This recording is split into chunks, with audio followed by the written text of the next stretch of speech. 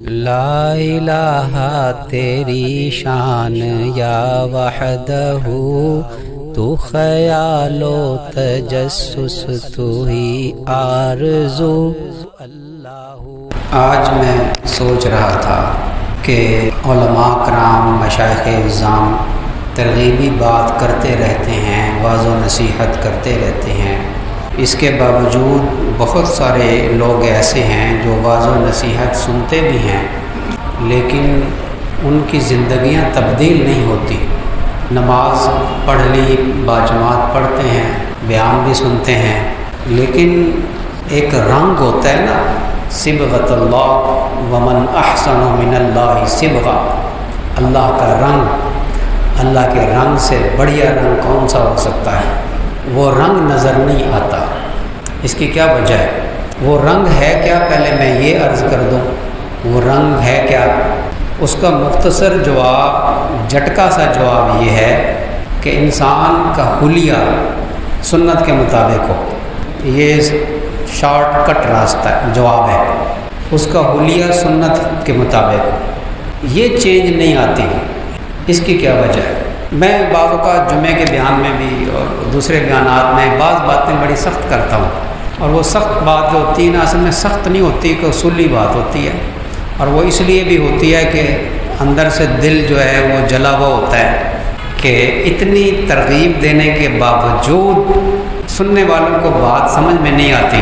سمجھ میں آنے کی ایک علامت ہوتی ہے کہ جس کی سمجھ میں آ گئی اس کے عمل میں بھی آ گئی، عمل میں نہیں آ رہی۔ مثالیں کئی ہیں لیکن میں ایک مثال نماز کے حوالے سے دیتا ہوں۔ امام کے پیچھے کھڑے ہونے کا شوق ہے اور حلیہ اس کا سلیپنگ ڈریس ہے، ٹراؤزر پہنا ہوا ہے، وہ بنیان کی طرح کی شرٹ پہنی ہوئی ہے، ہاف سلیوز ہیں، اور امام کے پیچھے کھڑے ہونے کا شوق ہے۔ پکے نمازی امام کے پیچھے کھڑا ہونا ویسے بھی علماء کرام کا کام ہے۔ فرمایا کہ میرے قریب علماء اہل دانش کھڑے ہوا کریں، اہل دانش، اور وہ علماء ہی ہوتے ہیں۔ نبی کریم صلی اللہ علیہ وسلم کے پیچھے بڑے بڑے صحابہ کرام کھڑے ہوتے تھے، بڑے علم والے، بڑے تقوی والے، وہ کھڑے ہوتے تھے۔ آج ہم نے امام کے پیچھے پہلی صف میں کھڑے ہونے کی فضیلت تو سن لی، یہ علم نہیں کہ امام کے پیچھے کھڑا کس کو ہونا چاہیے۔ میں کم از کم ویسا بننے کی کوشش کروں۔ عالم نہیں بنتا تو عالم نما تو بن سکتا ہے نا، عالموں کی نقل تو کر سکتا ہے، تو شکل ہی عالموں والی بنا لے، یہ دور ہی شکل بنانے والا ہے۔ علم تو کسی کسی کے پاس ہوتا ہے، علم تو وہ ہے جو دل میں خشیت پیدا کر دے۔ عالم وہ ہوتا ہے جس کے اندر خشیت ہوتی ہے، اور خشیت اس کے اندر ہوتی ہے جس کو اللہ کی معرفت حاصل ہوتی ہے، اور اللہ کی معرفت حاصل ہوتی ہے اہل اللہ کے صحبت میں رہنے سے۔ تو امام کے پیچھے کھڑے ہونا فضیلت سن لی، کوشش ہو رہی ہے، لیکن حلیہ اللہ کے دشمنوں والا بنایا ہوا ہے۔ یہاں پھر بعض حضرات کہیں گے کہ بڑی سخت بات کر دی۔ اللہ تعالیٰ فرماتے ہیں خذوا زینتکم عند کل مسجد، ہر نماز کے وقت تم زینت لے لو اپنی۔ بعض بزرگوں کا یہ طریقہ رہا ہے، اب بھی ہے بعض بزرگوں کا، ہر نماز کے لیے صاف ستھرا جوڑا زیب تن کرتے ہیں۔ وہ فرماتے ہیں کہ اللہ تعالیٰ نے حکم دیا ہے کہ جب ہمارے دربار میں آؤ نا تو اپنی زینت لے لو، اچھا صاف ستھرا لباس پہن کر آؤ، اس لیے ہم یہ کرتے ہیں۔ بعض ائمہ ایسے ہیں جو امامت کے لیے انہوں نے ایک جوڑا رکھا ہوا ہے، خوشبو لگا کر وہ جوڑا زیب تن کرتے ہیں ہر نماز کے وقت، اور پھر امامت کرواتے ہیں، اور پھر وہ کرتا اتار دیتے ہیں۔ کیوں؟ اللہ تعالیٰ نے فرمایا خذوا زینتکم عند کل مسجد۔ یہ نہیں ہے، اس کا علم نہیں ہے۔ علم دینے والے نے علم تمہیں دے دیا، بیان کر دیا، اثر نہیں ہے، کوئی تبدیلی نہیں ہے۔ یا تو یہ مولوی جو ہے بس مولوی اہمی لگے رہتے ہیں، یا تو یہ سوچ لیا، ان کا تو کام ہی ہے یہ باتیں کرنا، یہ سوچ لیا، اس لیے عمل کی توفیق نہیں۔ کیا وجہ ہے؟ میں نے بات یہاں سے شروع کی تھی، کیا وجہ ہے کہ بات کا اثر نہیں ہوتا؟ ایک تو بھائی ہماری اپنی کمزوری ہے کہ ہمارے دل سے بات ایسی نکلی ہوتی کہ سننے والے کے دل میں اتر جاتی تو زندگیاں بدل جاتی۔ سب سے پہلے تو ہم اپنی کمزوری کا اظہار کرتے، ہمیں بات کرنی نہیں آتی، ہمیں نہ حکمت کے ساتھ، نہ اس درد کے ساتھ، نہ اس فکر کے ساتھ جو ہونی چاہیے۔ دوسری چیز جو ہے وہ انسان کے اپنے طلب کی بات ہوتی ہے، سننے والے کی طلب کی بات ہوتی ہے۔ نمبر 2، جس کی بات ہو رہی ہے اس کی عظمت دل میں ہو، یہ پوائنٹ ہے اصل، پھر عمل کی توفیق ہوتی ہے۔ اور عظمت والی بات تو ایسی ہے کہ اور ہم نے رائمنڈ میں بزرگوں سے ایک قصہ سنا 2-3 دفعہ۔ بزرگ وہ قصہ مختلف ناموں سے بیان کیا کرتے ہیں کہ یہ وہ عبد الرحمن تھا، عبد الرحمن، اس کو شوق ہوا کہ میں اللہ اللہ سیکھوں۔ کسی نے بتایا کہ فلاں علاقے میں ایک اللہ والے ہیں، ان سے جا کر بیعت ہو جاؤ، وہ اللہ اللہ سکھاتے ہیں۔ اب چل پڑا۔ اس زمانے میں سفر ایسے ہی ہوا کرتا تھا، گاڑیاں تو تھی نہیں۔ کتنے دنوں میں جا کر اس علاقے میں پہنچا، پوچھتا کہ گھر گیا، کسی نے بتایا کہ وہ تو فوت ہو گئے۔ بڑا صدمہ ہوا۔ اس نے پوچھا کہ ان کا بیٹا ہوگا، ان کی اولاد ہوگی، وہ بھی بڑی اللہ والی ہوگی۔ کسی نے کہا کہ ہاں ان کا ایک بیٹا ہے، پر وہ اللہ والا کوئی نہیں ہے، وہ کوٹھے پہ ہوگا، وہ فلانے کوٹھے پہ چلے جاؤ۔ اس کے دل میں تھا کہ اللہ والا کی اولاد ہے اور وہ ضرور اللہ والا ہوگا۔ پوچھتا گھر پہنچ گیا۔ وہ جو تھا صاحبزادہ، اس کا ایک غلام تھا، اس کا نام بھی عبد الرحمن تھا۔ اس کے مہمان آئے ہوئے تھے اور اس نے اپنے غلام عبد الرحمن کو پھل فروٹ خریدنے کے لیے بھیجا تھا۔ اس نے دروازے پہ دستک دی تو اس نے سمجھا میرا عبد الرحمن آیا۔ اس نے وہیں سیڑھیوں سے اوپر سے آواز دی کہ عبد الرحمن جلدی آؤ، دیر کر دی تم نے۔ اس نے کہا او بڑا پہنچا ہوا ہے، اس کو پہلے ہی پتہ چل گیا کہ عبد الرحمن آ رہا ہے، یہ اور معتقد ہو گیا۔ پہلے ہی اس کے دل میں عظمت تھی، اب اور معتقد ہو گیا کرامت دیکھ کے۔ تو اس نے پوچھا بھائی تو کون ہے، کہاں سے آیا؟ اس نے کہا یہ دیکھیں آپ نے خود تو پہچان لیا مجھے کہ میں عبد الرحمن آیا، تو میں آپ کے والد صاحب سے اللہ اللہ سیکھنے آیا تھا، تو اب آپ ہیں، آپ اللہ والے ہیں، مجھے اللہ اللہ سکھاؤ۔ وہ سمجھ گیا کیونکہ اللہ والوں کی اولاد تھا تو کچھ نہ کچھ تو پتہ ہوتا ہی ہے نا، گر تو آ جاتے ہیں۔ اس نے کہا اچھا تیرے اندر استعداد نہیں ہے اللہ اللہ سیکھنے کی؟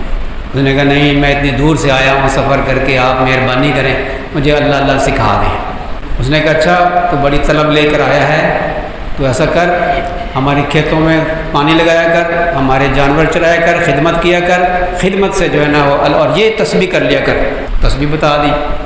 اب وہ بڑے شوق سے خدمت کر رہا ہے اور وہ تسبیح کر رہا ہے، اللہ اللہ کر رہا ہے کہ مجھے اللہ ملے گا، اللہ کی معرفت مجھے حاصل ہوگی۔ اللہ تعالیٰ دلوں کے طلب کو دیکھتے ہیں۔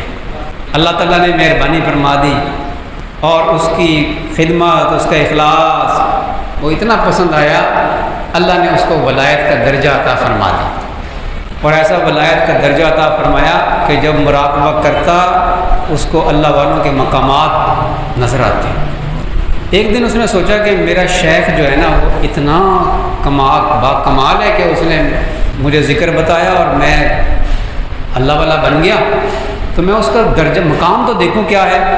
اب مراقبہ کیا تو بڑے اللہ والوں کے مقامات نظر آئے اور اپنے شیخ کا کوئی مقام ہی نظر نہیں آیا۔ اب بدگمانی کرنے کی بجائے اس نے حسن ظن کیا۔ اس نے کہا کہ میرے حضرت کا مقام اتنا اونچا ہے کہ میری پرواز ہی وہاں تک نہیں پہنچ سکی، چلو میں خود پوچھتا ہوں اپنے حضرت سے جا کے۔ حضرت کے پاس پہنچ گیا، جا کے کہتا ہے کہ حضرت میں نے اللہ والوں کے مقامات دیکھے، میں نے آپ کا بھی مقام دیکھنے کی کوشش کی تو مجھے آپ کا مقام نظر نہیں آیا، آپ کا مقام اتنا بلند ہے کہ میری پرواز نہیں وہاں تک ہو سکی، آپ خود اپنا مقام بیان فرمائیں۔ جب یہ کہا نا تو وہ اللہ والوں کی اولاد تھی، اللہ والے اپنی اولاد کے لیے دعائیں بھی کرتے ہیں، اس کے اوپر اثر ہو گیا، وہ رو پڑا، کہنے لگا کہ عبد الرحمن میں تو کچھ بھی نہیں ہوں، میں تو کچھ بھی نہیں، تجھے اللہ نے یہ مقام دیا ہے تو میرے لیے بھی دعا کر۔ کہ تو اس نے دعا مانگی، اللہ تعالیٰ نے شاموں نے اس صاحبزادہ کو بھی اپنے اولیاء میں شامل فرما لیا، اس کی بھی زندگی بدل گئی۔ اللہ اکبر۔ یہ ہوتا ہے جب طلب ہوتی ہے جس کے دل میں اور عظمت ہوتی ہے مخاطب کے بارے میں کہ جس نے بات کی ہے اس کی عظمت دل میں ہوتی ہے اور خود اپنے اندر طلب ہوتی ہے، پھر اللہ تعالیٰ شانہ دل میں وہ نور ڈال دیتا ہے کہ اللہ تعالیٰ شانہ اس کو اپنے اولیاء صدیقین میں شامل فرما لیتے ہیں۔ ایک بات یہ تو ہو گئی بات، جو بات کر رہا ہے اس کی عظمت دل میں ہو۔ دوسری بات، ہمارے دل میں اللہ تبارک و تعالیٰ شانہ کی وہ عظمت جو ہونی چاہیے وہ عظمت نہیں ہے ہمارے دل میں۔ جس نے بات کی ہے، جس نے بیان کیا ہے، اس نے بات تو اللہ اور اس کے رسول کی ہے صلی اللہ علیہ وسلم، اور ہمارے دل پہ اس کا اثر نہیں ہو رہا۔ وہ اللہ جس کے دربار میں ہم حاضر ہو رہے ہیں، اس دربار کی عظمت ہمارے دل میں نہیں ہے، جس کی وجہ سے ہم نے خضوع زینتکم عند کل مسجد اس پر عمل نہیں کیا۔ اس دربار کی عظمت نہیں ہے، اس دربار والے کی عظمت نہیں ہے۔ دنیا کے کسی بڑے کے دربار میں جانا ہو نا، کتنا انسان بن سنور کے جاتا ہے، کیا نعوذ باللہ ہم نے اللہ تعالیٰ شانہ کے دربار کو کہ اللہ کے حضور میں پیش ہو رہے ہیں، ہم نے عام بادشاہوں سے بھی ہلکا سمجھا ہے۔ بس جب اللہ کی عظمت دل میں ہوگی تو اللہ کی ماننا آسان۔ اس لیے ہمارے تبلیغی بزرگ فرماتے ہیں کہ اللہ کی بڑائی کو خوب بیان کرو، اتنی بیان کرو اللہ کی عظمت کو کہ دلوں میں اتر جائے۔ اللہ اکبر، بیان کرو، سنو، اتنا سنو، اتنا بیان کرو کہ دل کی گہرائی میں اللہ تعالیٰ کی عظمت اور بڑائی بیٹھ جائے۔ اور یہ حقیقت ہے، جس بات کا تکرار کیا جائے وہ چیز قرار پکڑتی ہے۔ اللہ نے تو تکرار کروائی ہے، لیکن ہم حاضر دماغ نہیں ہوتے۔ اللہ اکبر کہہ کے نیت باندھتے ہیں نا، اللہ اکبر کا کیا مطلب ہے، ہم غور ہی نہیں کرتے۔ اللہ سب سے بڑا ہے، ایک ترجمہ یہ ہے اس کا، لیکن ایک ترجمہ اللہ اکبر کا یہ ہے، دیکھیں جو اکبر ہے، لفظ اکبر ہے نا، اس کا مطلب ہوتا ہے سب سے بڑا، سب سے بڑا۔ تو ہم اس کا ترجمہ کرتے ہیں اللہ سب سے بڑا ہے۔ بھائی سب سے بڑا تقابل میں ہوتا ہے نا، کوئی کسی سے بڑا ہے، 5 بھائی ہیں، تو سب سے بڑا بھائی جو ہے نا وہ اکبر ہے، محمد اکبر، ٹھیک ہے۔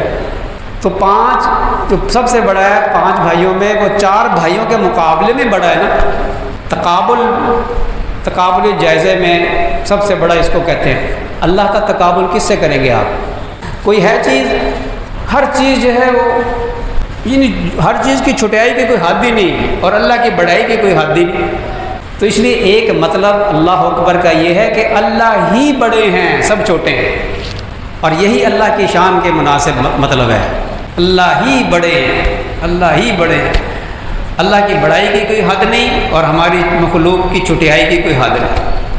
یہ اللہ نے کہلوایا ہے۔ دنیا کا کوئی بڑا ہو نا تو اس کے دربار میں جانے کے کتنے آداب کا خیال رکھتے ہیں ہم، اور وہ اللہ کہ جو ہے ہی بڑا، ہر چیز اس کے سامنے چھوٹی ہے، اس کے دربار میں آتے ہوئے ہمیں موت آتی ہے کہ ہم سنت لباس پہن لیں۔ اس کے دربار میں آ کے اس شہنشاہ کے دشمنوں کا لباس پہن کے آتے ہیں۔ اس کے دربار میں ہم شہنشاہ کے دشمنوں کی شکل بنا کر آتے ہیں، پھر کہیں گے نا سخت باتیں کرتا ہے۔ یہ اس لیے ہے کہ اللہ کی عظمت ہمارے دل میں نہیں ہے، جس کے دربار میں جا رہے ہیں اس کی عظمت دل میں نہیں۔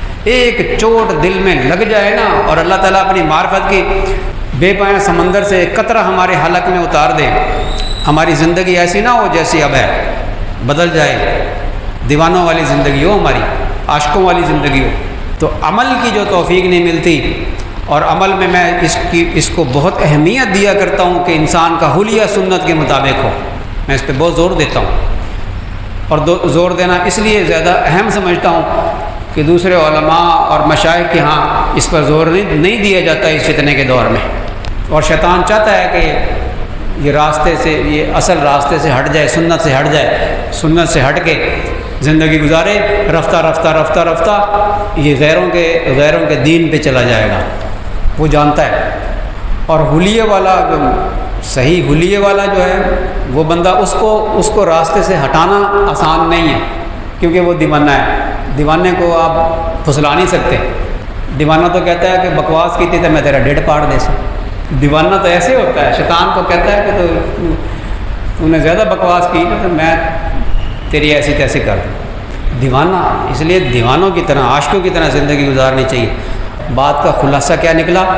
جب عظمت دل میں ہوگی نا اللہ کی، اللہ کے رسول صلی اللہ علیہ وسلم کی، تو اللہ اور اس کے رسول صلی اللہ علیہ وسلم کی اطاعت کرنا وہ آسان ہوگا۔ عظمت کم ہوگی، ہم یہ نہیں کہتے کہ عظمت نہیں ہے، مسلمان کے دل میں عظمت ہوتی ہے بھائی، یہ نہیں کوئی نہیں کہہ سکتا، یہ کہیں گے کہ عظمت کی کمی ہے۔